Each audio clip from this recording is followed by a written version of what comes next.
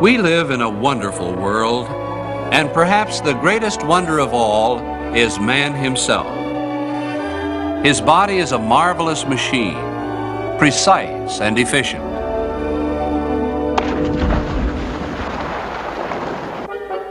The human body has a dynamic and mobile framework of bone and cartilage, a skeleton, fitted together so perfectly that it puts to shame the finest of man-made structures. For unlike the steel framework of a building, the human skeleton is flexible. It has hinges and joints that were made to move. But in order to cut down harmful friction, such moving parts must be lubricated. Man-made machines are lubricated only by outside sources. But the body lubricates itself by manufacturing a jelly-like fluid in exactly the right amount at every place it is needed. Yes, the body is a wonderful machine. The hand, for example, is perhaps the most useful tool ever designed. It's true, man has made a mechanical hand that can perform such tasks as handling small containers of radioactive material, but that hand cannot perform an operation or paint a picture. The human hand can do all these things and thousands more.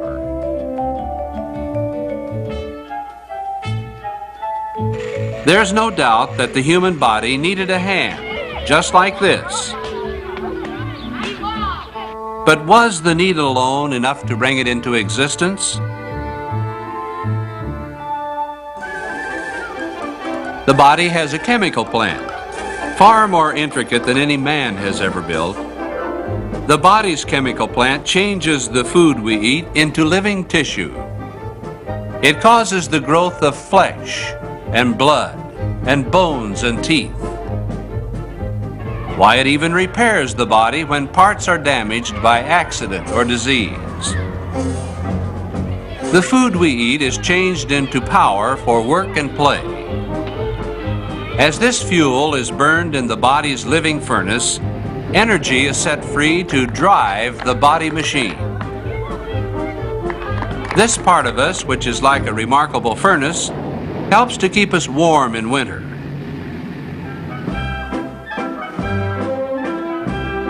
Why, even in freezing weather, our bodies will sometimes actually overheat. When this occurs, the body's own cooling system takes over. Drops of perspiration pour from millions of tiny sweat glands in the skin. With the help of this perspiration, the body's cooling system can keep our temperatures from rising for a limited time, even in heat that will fry a steak. The human body has an automatic thermostat that regulates both our heating and our cooling systems. Keeping body temperature at about 98.6 degrees, except when a higher temperature is needed to fight disease. This automatic thermostat is located in the human brain. The brain is the center of a complex computer system more wonderful than the greatest ever built by man.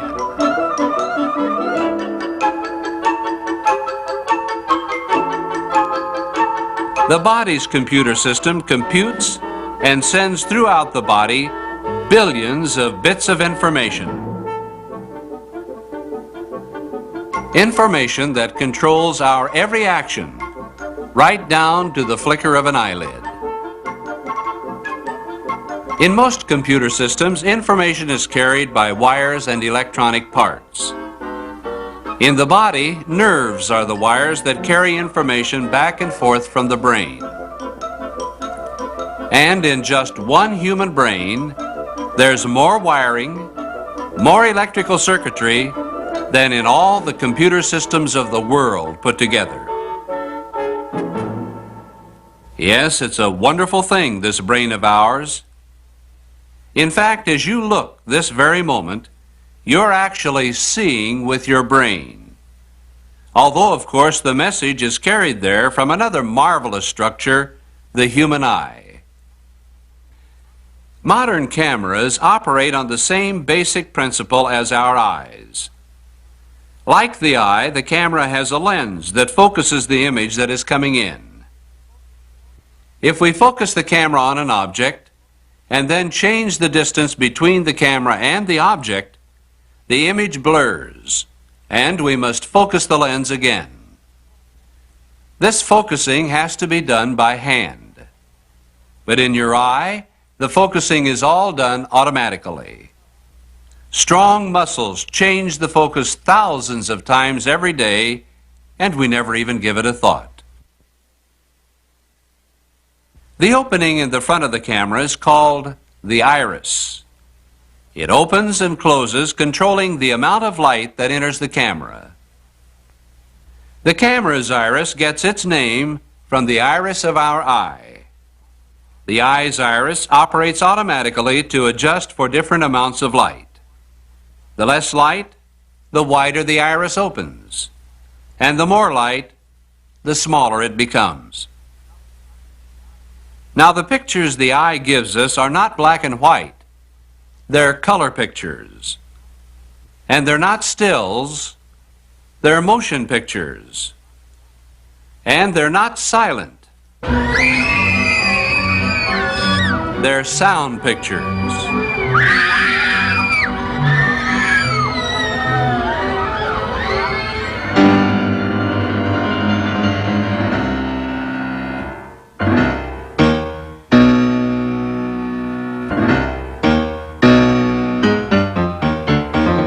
Do you realize that the sound you hear is being played again on a perfect little musical instrument inside your ear? The piano is really just producing sound waves. And when these waves reach our brain, we hear the tones. As the keys are struck, felt hammers hit the strings, causing them to vibrate. Each pulsating string sets the air around it vibrating in the same way. These vibrations, or waves in the air, are picked up by the outer ear, go down the auditory canal, and are carried by the bones of the middle ear to the cochlea, which is all rolled up like a tiny seashell. If the cochlea could be stretched out, we would discover an instrument something like the piano, except it is much more wonderful, for the cochlea has more than 24,000 strings. Now, when a piano is played,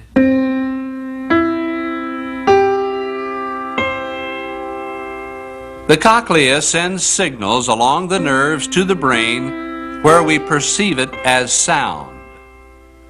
Of course, the outer ear operates in air, but the cochlea is filled with a liquid. And transferring sound waves from air to a liquid is one of the most difficult problems known to science.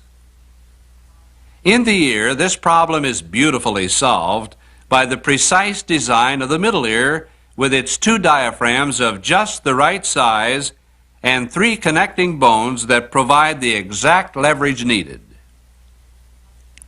Three tiny bones, called the ossicles, are just right to do the job that enables us to hear properly. But the wonder of these little bones is the fact that their size does not change from the time you are born. The ossicles of an adult and a child are the same size. As you grow and develop, every bone in your body grows and develops except your ossicles, and they are fully developed at birth. Can this be just an accident? The ear is one of the most efficient sound detectors known to man, capable of hearing the roar of a jet or the rustle of leaves. And with the help of the right instruments, we can even hear the beating of a human heart. The heart actually is a muscular little pump forcing blood through thousands of miles of blood vessels. blood that carries food and oxygen to every part of the body. The heart pumps an average of 12 pints of blood every minute, and in one day pumps enough blood to fill more than 40 50-gallon drums. During a lifetime, it will pump enough blood to fill a string of tank trucks 70 miles long and beat 2,500 million times without a single shutdown for repairs. Yes, man has been given a wonderful body. He has a hand, a tool unmatched in usefulness, a tiny musical instrument capable of detecting more than 1,500 different tones, a camera with an automatic focus and light control, a marvelous little pump with an almost endless capacity for work, a built-in computer system, the most complex ever constructed, and supporting the body, a strong but flexible framework of bone and cartilage. Yes, the human body is a wonderful machine, and the wonder of it all raises very important questions. Is it possible for something so complex, so efficiently designed to just happen? Could a watch just happen? Just come together like it is? Well, of course not. We all know that a watchmaker has to be involved. The human body is much more complex than anything ever made by man. Is it the way it is just by accident? No designer? No maker? Think about it.